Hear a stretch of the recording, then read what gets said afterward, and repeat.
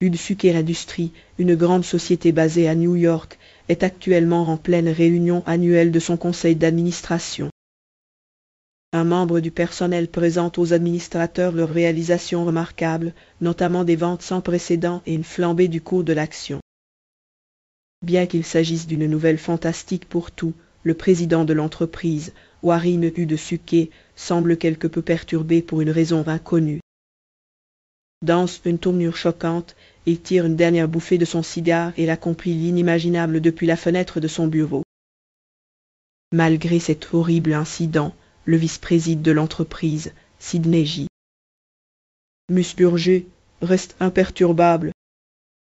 Il prend le contrôle de la réunion et redirige l'attention du conseil d'administration vers les répercussions imminentes auxquelles ils sont sur le point de faire face. Sidney souligne que les actions de Warren à 51% devraient être vendues publiquement d'ici un mois. La préférence du conseil d'administration est d'acheter les actions et de conserver le contrôle de l'entreprise, mais il manque de ressources financières pour le faire.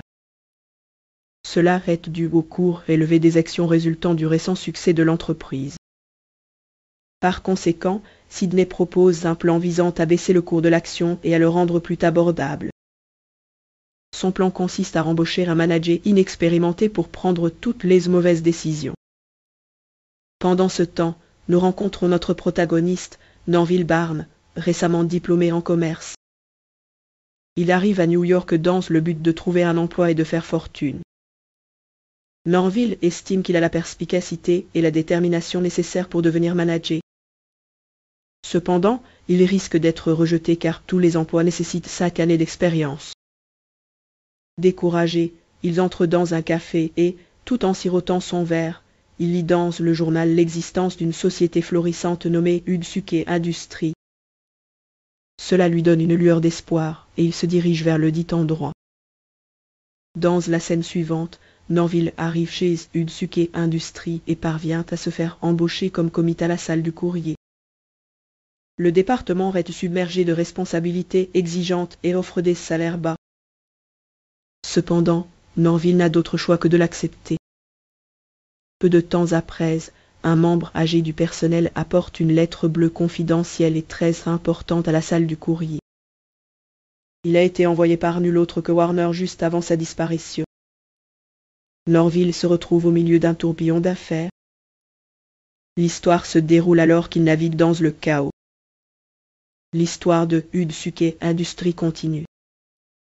Le sort de Norville et de l'entreprise est en jeu. Que va-t-il se passer ensuite dans cette saga d'entreprise? Restez à l'écoute pour le découvrir. L'histoire de Udsuke Industries ne fait que commencer. L'avenir de Norville et de l'entreprise n'a pas encore été révélé. L'histoire de Udsuke Industries est loin d'être terminée. L'autre premier homme ordonne à la mort de remettre directement la lettre, Norville. Lorsque l'autre homme au plus haut niveau voit cela, les garçons ont peur et s'enfuient. Il s'avère qu'ils ont tout peur et s'enfuient. La lettre bleue a la plus grande importance. Norville est d'accord. Bien qu'à contre-cœur, mais même alors qu'il se dirige vers l'ascenseur, les autres employés le regardent là, ils sont incrédules, pensant qu'il va être massacré aujourd'hui, après un moment, enfin, Norville atteint le sommet et se dirige vers le bureau de Sidney, mais de manière choquante. Au lieu de remettre le vil présente un papier avec une simple lettre affirmant qu'il s'agit de lui, un cercle dessiné dessus, sa dernière invention, cependant, il ne parvient pas à en expliquer les détails, dirait Matt Mxonogay, c'est une représentation du temps, ce qui amène Sidney à penser que Norville est un imbécile, alors il le choisit comme mandataire pour Udsuke, mais Norville, qui est nerveux, commet accidentellement une série d'erreurs, met le feu à la première page d'un document important et brise une fenêtre. Faisant s'envoler les pages restantes du contrat, témoin de cela dans le chaos, Sidney se précipite pour attraper les papiers cruciaux et se retrouve dangereusement sur le point de tomber lui-même par la fenêtre. Heureusement, Norville parvient à attraper ses jambes juste à temps, lui sauvant la vie. Voyez à la suite de ces événements Norville, avec un rasage et une nouvelle garde-robe, prend place en tant que nouveau président de Utsuke Industries. Sa stupidité lui a valu le poste le plus prestigieux de la ville. Dans la scène suivante, un rédacteur au Manhattan Argus, le journal se méfie de la décision de placer un individu d'inexpérimenté à la tête d'une entreprise aussi importante. Afin de découvrir la vérité, il envoie une journaliste talentueuse et primée, nommée Amy Larcher, pour enquêter sur Norville et découvrir plus tard son véritable personnage. Le jour où Amy s'approche de Norville en se déguisant en femme au chômage, elle énumère toutes ses qualifications et lui demande de lui donner un emploi. Malheureusement, Norville ne lui prête aucune attention, alors elle a recours au plan B. Amy fait semblant de s'évanouir, le laissant avec pas d'autre choix que de l'emmener à son bureau. Après s'être levée, elle fait semblant d'être de sa ville natale et ment même en disant qu'elle connaît certains de ses amis. Étonnamment, Norville est impressionné par cela et l'engage immédiatement comme secrétaire personnel. Quelle que soit l'intelligence, le népotisme semble toujours être la solution. Après cela, Amy retourne au bureau du journal et commence à écrire son histoire sur Norville, le décrivant comme un imbécile. Cela entraîne une chute drastique du cours de l'action, exactement comme l'espéraient les membres du conseil d'administration. Lorsque Norville lit l'article de presse, il devient furieux de son portrait. Ignorant la réalité, il charge son secrétaire nouvellement nommé de rédiger une réponse à l'auteur de l'article. Il suppose également que l'auteur est une femme âgée et peu attrayante puisque sa photo n'est pas incluse dans sa signature. En entendant cela, Amy devient furieuse, mais elle parvient à contrôler ses émotions et dit simplement « C'est oui, patron, c'est ». Le soir même, elle infiltre secrètement Utsuke Industries dans l'espoir de découvrir des indices sur le nouveau président. Amy se dirige vers le dernier étage, situé juste derrière une immense horloge. Là, elle rencontre Moïse, un opérateur de longue date de la tour de l'horloge. Il semble tout savoir sur Utsuke et reconnaît même Amy comme une journaliste infiltrée. Néanmoins, il révèle qu'il connaît les détails du stratagème de Sydney, notamment la manipulation délibérée du cours de l'action en vue d'une future acquisition. Après avoir rassemblé 16 précieuses informations, Amy rapporte l'histoire à son rédacteur en chef. Elle souhaite publier cette histoire le plus tôt possible. Cependant, faute de preuves concrètes, son patron ne la croit pas du tout. La scène se déplace ensuite vers la fête de Noël annuelle de l'entreprise, où Norville se retrouve parmi des personnes importantes. Peu de temps après, Sydney le convoque et le présente aux autres actionnaires. Tout en interagissant avec un actionnaire chevronné, Norville tente de converser dans leur langue, mais malheureusement, il finit par les offenser, ce qui lui vaut un violent coup de poing au visage. Plus tard, Amy retrouve Norville sur un balcon, soignant sa blessure. Elle se sent un peu mal pour lui et soigne ses blessures. Après avoir eu une brève conversation, Amy se rend compte que Norville est une personne brillante et bienveillante qui est complètement naïve en matière de politique d'entreprise. Cette prise de conscience la fait se sentir coupable de l'avoir caché. La trahison d'Amy et sa véritable identité luttent pour l'avouer. Finalement, elle rassemble le courage de le faire. Leur interaction devient romantique. Ils partagent un baiser passionné. Une s'engage dans un baiser passionné dans la scène suivante. Le président Norville décide dans la scène et présente un nouveau produit basé sur son concept. Il démontre son concept au conseil d'administration, mais a du mal, il ne parvient pas à s'exprimer clairement. Le conseil d'administration est confus, mais Sydney a des plans différents. Il pense que le produit fera baisser davantage le cours de l'action, alors il manipule ses associés pour l'approuver. Le produit subit plusieurs tests avant d'atteindre sa forme finale et est finalement nommé Ula-Wa et mis en vente pour distribution dans les magasins.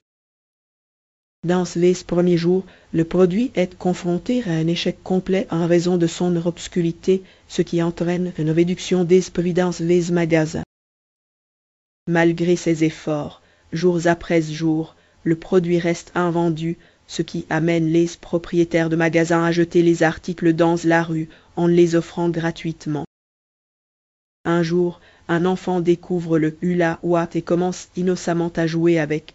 Il le met autour de sa taille et le balance correctement, tout comme Norville l'avait démontré de manière surprenante, cela attire l'attention d'autres enfants qui se précipitent dans les magasins à proximité pour acheter les leurs, déclenchant le début des ventes.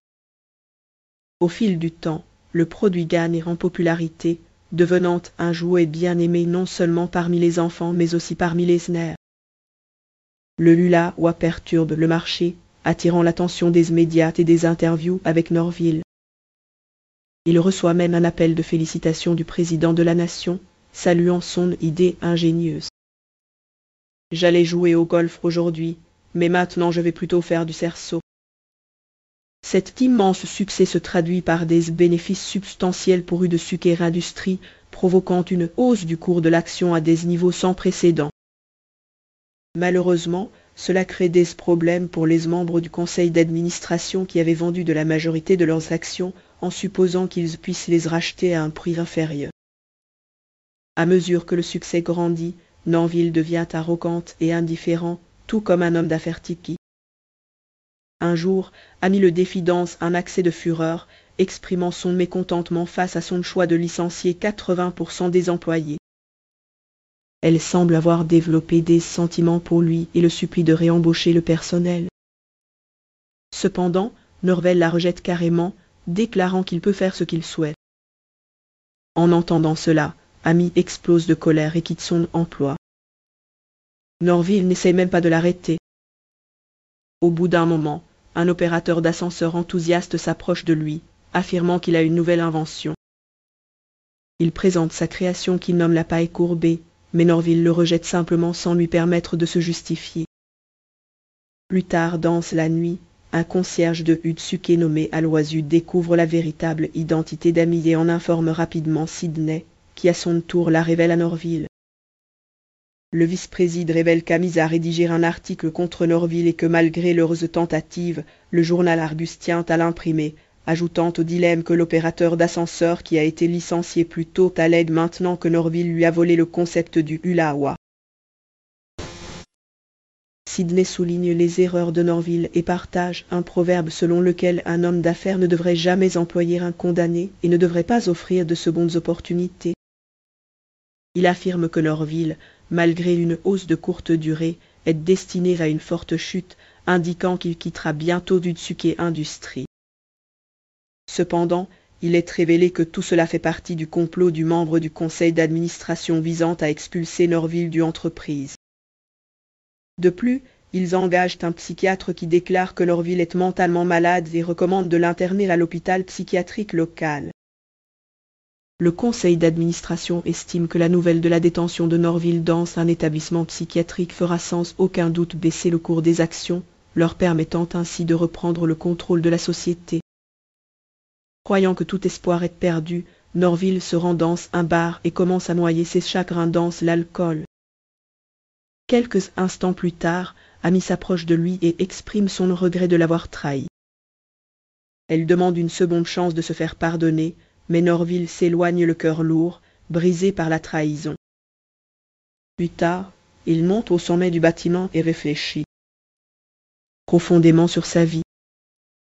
Mais dans une tournure tragique des événements, il glisse, le laissant pendre.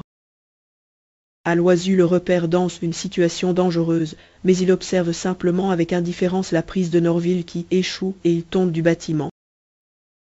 Au milieu de sa chute libre, Moïse enfonce un manche à balai dans le mécanisme de l'horloge, ce qui arrête étonnamment le temps, laissant Norville suspendu dans les airs. À ce moment-là, Udesuke en guerre se matérialise devant lui comme une entité céleste, le poussant à lire la lettre bleue qui devait être donnée à Sidney. La lettre se trouve toujours dans la poche de Norville, alors il la sort et lit la lettre, qui révèle la vérité selon laquelle Warren, malgré son apparent succès, n'a jamais été vraiment content parce qu'il avait autrefois repoussé la femme qu'il aimait profondément. De plus, la lettre révèle que Warren prévoyait que ses actions soient transmises à son successeur immédiat en tant que président au lieu d'être vendues au public. Cette décision a été prise pour permettre au nouveau président de diriger la société sans interférence des autres actionnaires. Le successeur aurait été Sidney, mais sans le savoir, il a poursuivi son plan visant à faire de Norville le président. Au milieu de tout cela, Aloysius enquête sur les raisons pour lesquelles Norville n'est pas encore tombé.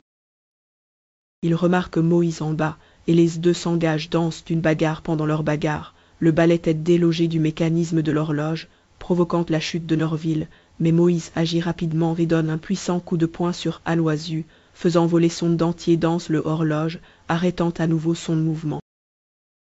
Par conséquent, Norville s'arrête à seulement 2 pieds du sol et une fois que l'horloge redémarre, ils atterrissent en toute sécurité sur le sol et se précipitent vers le bar.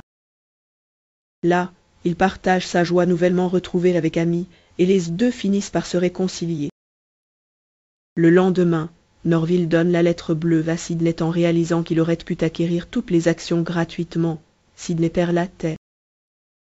Par conséquent, il est envoyé dans un sanatorium pour y être soigné. Dans la scène finale, Norville révèle sa dernière invention, un autre cercle mystérieux sur un morceau de papier plié qui s'avère être un frisbee. Abonnez-vous pour plus de vidéos comme celle-ci. Activez les notifications et donnez un like pour soutenir la chaîne. Merci d'avoir regardé.